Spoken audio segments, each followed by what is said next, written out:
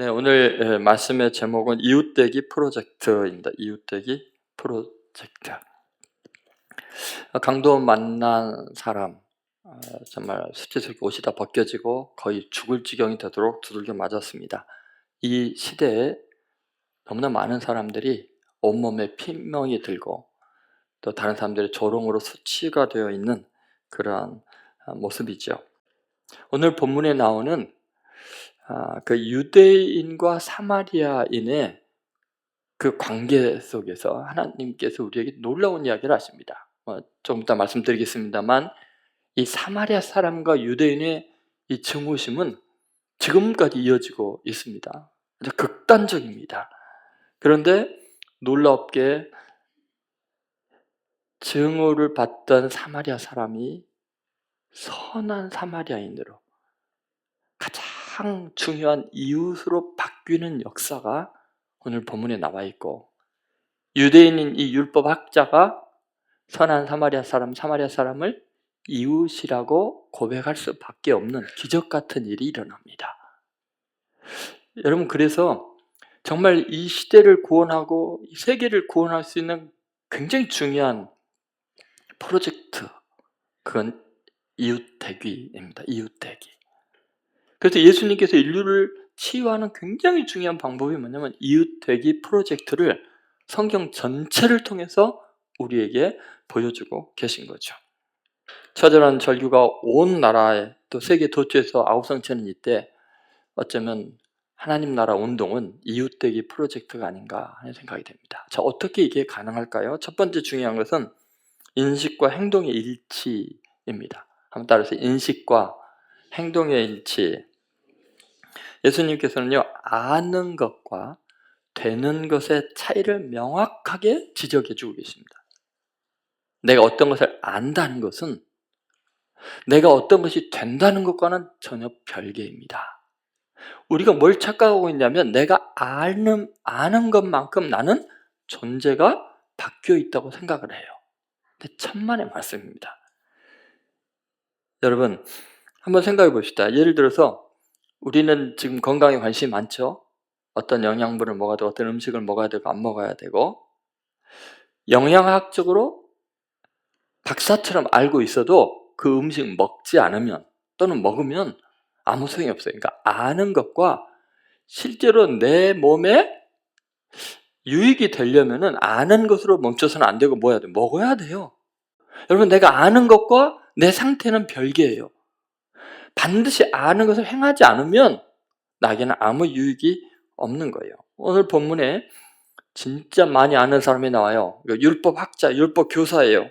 이 사람은 이스라엘의 율법, 다시 말해서 토라, 창세기, 출애굽기, 레위기, 민수기, 신명기, 이 율법에 대해서 정확하게 알고 있는 사람이에요. 그래서 영생을 얻는 방법이 뭐라고 예수님께 물어보니까 예수님께서 성경에 율법이 뭐라고 기록됐냐? 그랬더니 정확하게 두 가지를 딱 요약을 하잖아요. 마음을 다하고 목숨을 다하고 힘을 다하고 주 너의 하나님을 사랑하라. 또 둘째는 이웃을 내 몸처럼 사랑하라. 그런데 여러분, 이것은요, 이 율법이 613개의 하라는 것과 하지 말라는 조항이 있거든요. 그러니까 창세기부터 신명기까지 하나님의 명령을 다 세보니까 613개예요.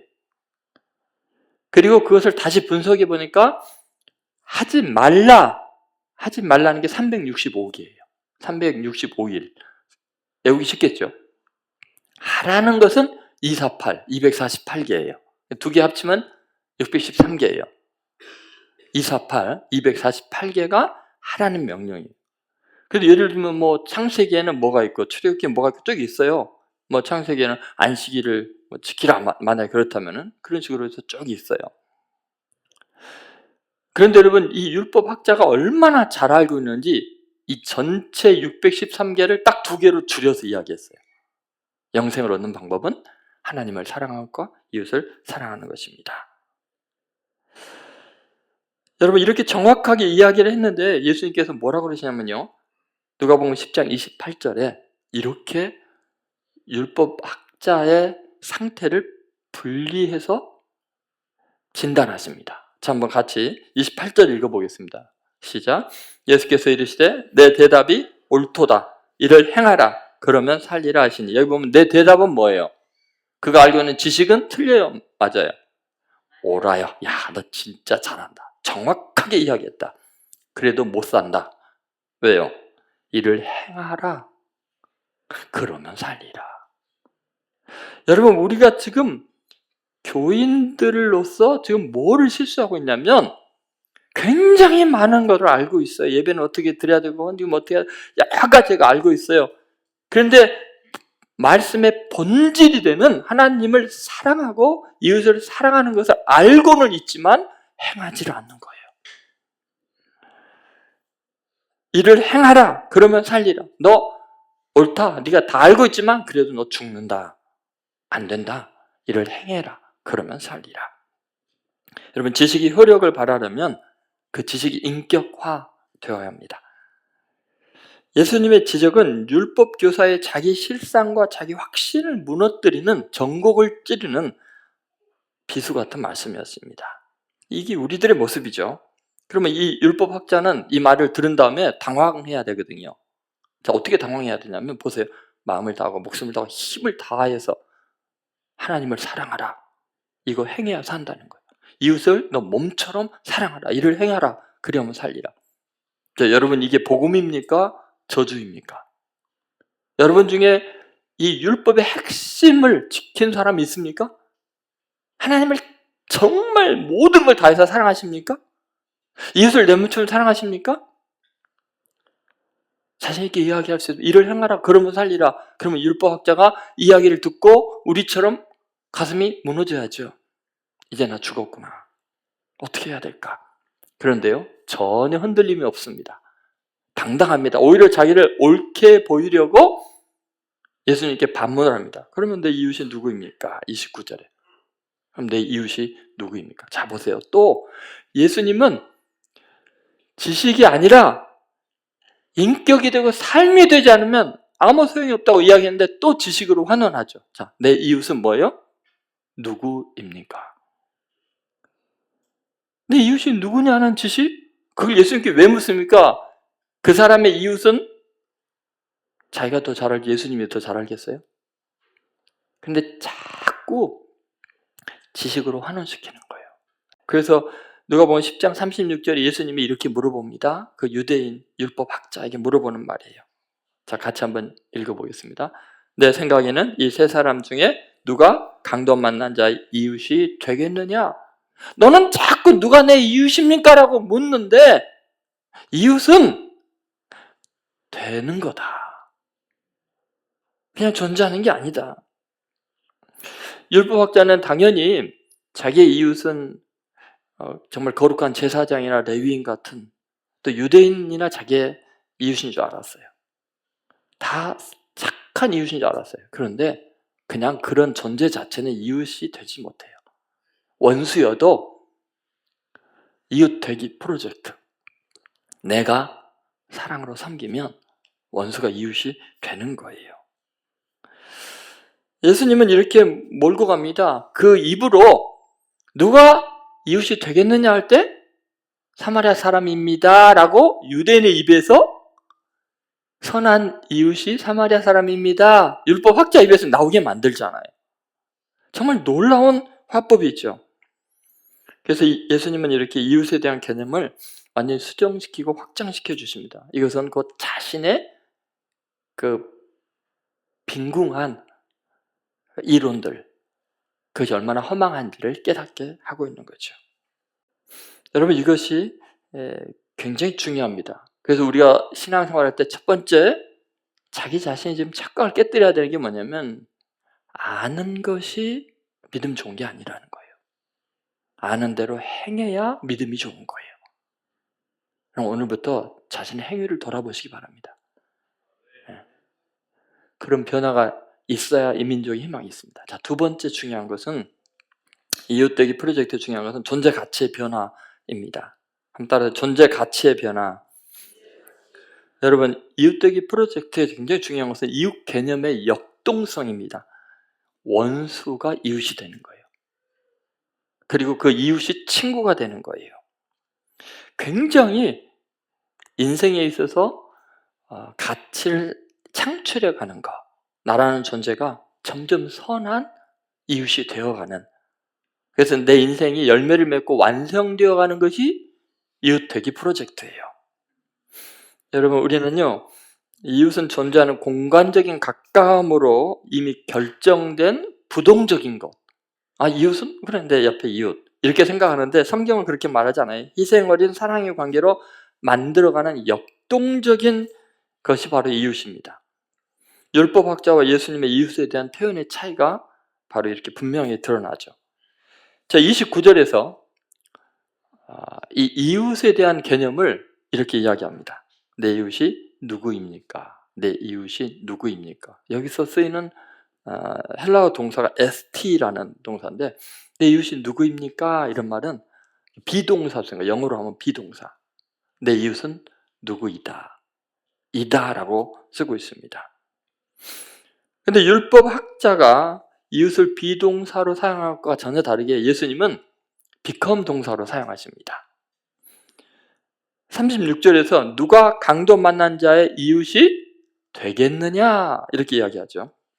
이 되겠느냐라는 말은 헬라어로는 기노마이라는 동사가 쓰였어요. 근데 이 기노마이라는 동사는 굉장히 중요한 단어입니다. 이게 뭐냐면 그 뜻이 여러 가지가 있는데, 예를 들면 기노마이는 내 이웃이 되겠느냐 할 때 이 되겠느냐라는 의미는 이웃으로 태어나겠느냐, 비보온의 의미, 또는 열매 맺는다 할 때 그런 의미죠. 열매 맺다, 이웃이라는 열매를 맺었다, 이런 거.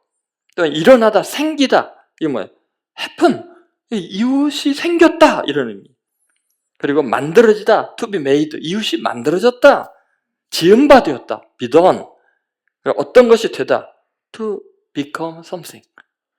그러니까 여러분, 지금 기노마이 동사 이웃이 되겠느냐라는 말은 이웃은 생기나도록 만들어가는 거다, 되는 거다. 네가 이웃이 되는 거지 이웃은 존재하는 것이 아니다라는 거예요. 그러니까 여러분, 지금 존재의 가치를 바꾸는 거예요. 그냥 남모르는 사람이었는데 이웃이 생겨나도록, 내 열매로 내가 이웃이 되는 거예요. 여러분, 이게 얼마나 중요하냐면 요한복음 1장의 1절에서 태초에 말씀이 계시니라, 말씀이 있었다, 비동사예요. 이 말씀이 곧 하나님이시니라, 그럼 비동사, 하나님은 하나님이세요, 그렇죠? 말씀이. 근데 14절에 이 말씀이 육신이 되어 할 때는 기노마이가 쓰여요. 하나님인 그분이 뭐가 되는 거예요? 육신이 되는 거예요. 고깃덩어리가 되는 거예요. 왜? 우리의 생명이 되기 위해서, 우리의 구주가 되기 위해서. 그러니까 여러분, 성경은 굉장히 역동적이에요. 하나님은 하나님이고 나는 나다가 아니라 그 하나님이 내가 되는 거예요. 예수님이 끊임없이 하는 말이 그거 아니에요? 너 중에 지극히 작은 자에게 한 것이고 나에게 한 것이다. 비컴의 문제, 기노마이의 문제예요. 여러분, 우리가 예수님을 믿는다는 것은 너는 너고 나는 나다가 아니에요. 내가 너가 되는 거예요. 너가 내가 되는 거예요. 예수님이 그러잖아요. 너가 내 안에 있고 내가 너희 안에 있으면 너희가 열매를 많이 맺는다. 예수님과 율법학자의 이웃에 대한 개념의 차이가 여러분 좀 느껴지십니까? 이웃은 거리상으로 존재하는 대상이 아니라 내가 만들어가는 게, 거리가 멀리 떨어져 있어서 우리의 노력으로 이웃이 내가 되는 거예요. 내 존재가, 가치가 달라지는 거예요. 누군가에게 의미 있는 존재가 되는 거예요. 그래서 원수 같았던 사마리아 사람이 이웃이 되잖아요. 친구가 되잖아요. 구주가 되잖아요. 여러분, 인생의 열매가 뭐냐? 여러분이 존재 가치가 달라지는 거예요. 누군가에게, 누구 한 사람에게인가. 우리가 누군가를 사랑한다는 것도 마찬가지 아니에요. 남남이었는데 그에게 가장 중요한 의미가 되어주는 거예요. 그것은 어려운 순간에 도모 베풀 때 희생적인 사랑을 통해서 선한 이웃이 되는 거죠. 여러분, 이웃은 존재한다고 해서 이웃이 되는 게 아니에요. 이웃은 만들어가는 거예요. 역동적으로 존재의 가치를 바꿔가는 거예요. 예를 들면 사울 왕, 충성스러웠던 다윗, 목동이었던 그 사람을 사랑하니까 고맙다고 장군으로 세워줬어요. 그런데 그렇게 천한 목동이 사울왕의 최측근이 되고 사위가 되었잖아요. 시기심이 생기니까 죽이려고 해요. 즉시로 원수로 바뀌었어요. 그런데 요나단 왕자님은 자기의 갑옷과 칼과 활을 주면서 친구로 만들어요. 아버지가 저 반역자라고 죽이려고 하고 증오하는데도 요나단 왕자는 자기 생명보다 더 사랑해요. 친구가 되었어요. 왕자님이 목동의 친구가 되었어요. 여러분, 예수님과 우리의 거리는 생각보다 멉니다. 왕과 목동의 관계 정도가 아니라 창조주와 피조물의 신과 인간의 관계예요. 거룩한 하나님의 아들과 죄악 덩어리인 우리는 도저히 만날 수도 없고 어울리지 않는 존재들이에요. 그런데 놀랍게도 그 예수님이 우리에게 다가오셔요. 예수님과 우리는 시간적인 거리상으로만 해도 2000년 이상이 떨어져 있고요. 공간적으로 중동의 이스라엘과 극동의 대한민국, 너무너무나 이질적인 대상, 너무나 먼 거리예요. 그런데 예수님은 여기까지 찾아오셨어요. 무가치하고 죄 많고 부끄러운 나에게 벌거벗겨진 채로 십자가에 매달린 채로 피 흘리시면서 너 대신 너 죄 다 용서했으니까 너는 거룩한 하나님의 자녀야. 우리에게 그렇게 다가오셨어요. 우리의 친구가 되시려고요. 여러분, 존재의 가치를 변화시키는 것은 이웃되기, 사랑으로 희생할 때 존재의 가치가 달라지죠. 그래서 예수님께서요, 이 율법이 뭐라고 기록되었느냐라는 것, 하나님을 사랑하고 이웃을 사랑하라고 그랬잖아요. 그걸 갖다가 예수님께서 새 계명으로 바꿔주십니다. 이웃되기 프로젝트죠. 그게 요한복음 15장 12절부터 14절에 나와 있습니다. 같이 읽어보겠습니다. 내 계명은 곧 내가 너희를 사랑한 것 같이 너희도 서로 사랑하라는 이것이니라. 사람이 친구를 위하여 자기 목숨을 버리면 이보다 더 큰 사랑이 없나니 너희는 내가 명한 대로 행하면 곧 나의 친구라. 이제부터는 너희를 15절 이제부터는 너희를 종이라 하지 아니하리니 종은 주인이 하는 것을 알지 못합니다. 너희를 친구라 했노니 내가 내 아버지께 들은 것을 다 너희에게 알게 하였습니다. 여러분 보세요. 죄의 종이고 노였던 우리가 서로 사랑함으로 예수님이 나를 사랑한 것처럼 우리가 서로 사랑하는 거, 이웃되기 프로젝트, 그걸 하게 되면 더 이상 죄의 종이 아니라 예수님의 친구가 되는 거예요. 이웃보다 더 위대해지는 거예요. 예수님은 늘 그렇게 친구 되기에 힘쓰셨어요. 세리와 죄인들의 친구가 되셨죠. 다정한 이웃이 되셨어요. 꺼리끼는 나병 환자들, 죄인이라고 현장에서 가늠하다가 잡혀가지고 죽임당할 그 여자, 손가락질 받던 세리장, 삭개오, 구걸하던 시각장애인, 모든 사회적인 평판을 뛰어넘어서 주님은 우리에게 가까이 오셨어요. 그리고 우리를 그 사회적인 저주의 자에서 끌어내서 하나님 나라의 자녀로 예수님과 어울리는 사람들로 바꾸셨죠. 그것이 우리가 구원받은 이유예요. 그렇기 때문에 여러분, 이웃되기 프로젝트는 나라는 존재, 다른 사람의 존재를 새로운 가치로 존귀하게 만드는 거예요. 세상이 서로를 원수로 만들 때 우리는 서로를 이웃으로 만들고 친구로 만드는 복음의 증인들 되시기를 주의 이름으로 소망합니다. 마지막 한 가지는 관계의 확장성인데요. 이거 좀 짧게 빨리 하도록 하겠습니다. 이웃되기라는 것은요, 굉장히 전방위적으로 관계가 깊어지는, 확장되는 프로젝트입니다. 여러분, 이웃이라는 것, 옆에 있는 사람이 아니라 인종이나 이익의 차원을 뛰어넘어서 세계적인 범주로 주님이 확장시키고 있습니다. 자, 사마리아 사람은 유대인의 이웃이 될 수 없었던 사람들이죠. 근데 가장 가까이에 있었지만 그렇게 됐어요. 그런데도 이 율법 학자가 이 사마리아 사람을 강도 만난 자의 이웃입니다로 인정할 수밖에 없는 놀라운 일이 일어났죠. 여러분, 우리가 한 사람의 크기를 말할 때 이 사람이 얼마나 훌륭한 사람인가, 성공했는가 이야기할 때는 소유가 얼마냐보다, 얼마나 많이 아나보다 더 중요한 게 뭔지 아세요? 이 사람이 이웃이 얼마나 많은가. 하나님 보실 때 그런 거예요. 너가 얼마나 많은 선한 사마리아인 역할을 했느냐.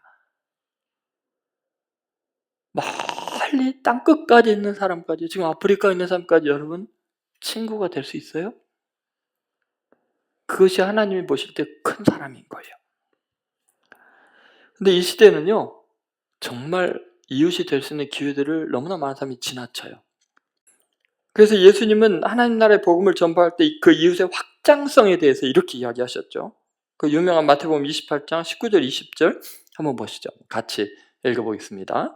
그러므로 너희는 가서 모든 민족을 제자로 삼아 아버지와 아들과 성령의 이름을 세례를 베풀고 내가 너에게 분부한 모든 것을 가르쳐 지키게 하라.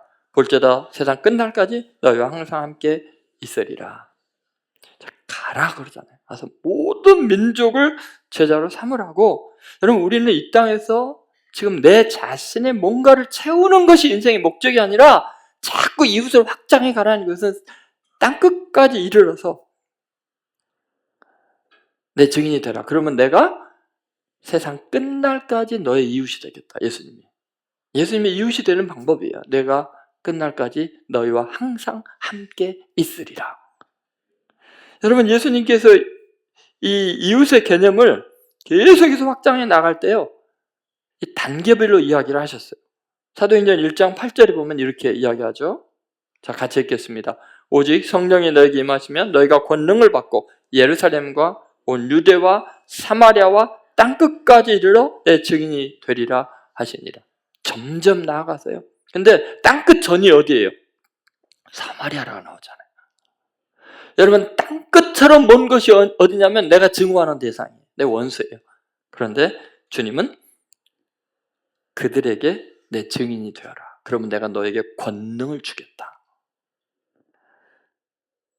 여러분, 예수님은 이 이웃의 개념을 이렇게 극단적으로 펼쳐나가고 있는데요, 놀랍게도 아주 섬세하게 가까이 작은 것에게도 시선을 두라고 하십니다.